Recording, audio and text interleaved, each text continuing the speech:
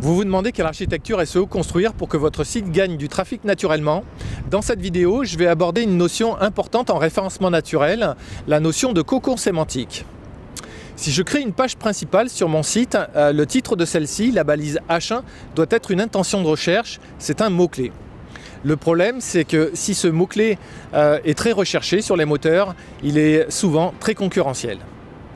Si par exemple sur mon site je crée une page qui porte le titre de développement durable, le mot-clé développement durable est très recherché et son indice de concurrence est très élevé. Alors sans notoriété forte, sans lien puissant sur mon site, ma page sera très mal positionnée. Il y a une solution pour que ma page soit visitée.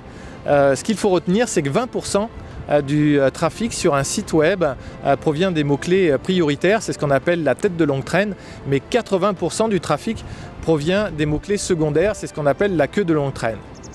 Ces mots-clés secondaires génèrent individuellement un trafic plus faible, mais beaucoup moins concurrentiel.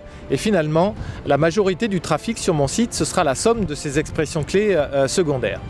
Il faut donc construire son site sur des ensembles sémantiques de mots-clés.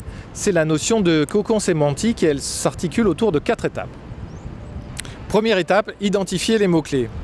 Pour identifier les mots-clés, il faut se poser une question: que désire apprendre mon visiteur en venant sur mon site?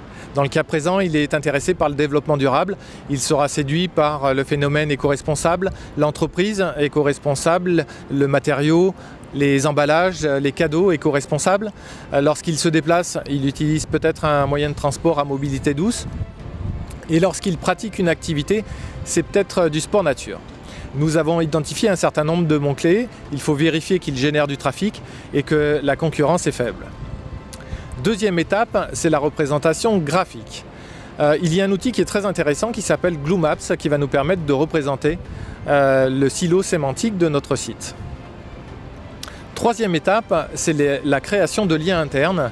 Il va falloir créer des liens internes entre chaque page.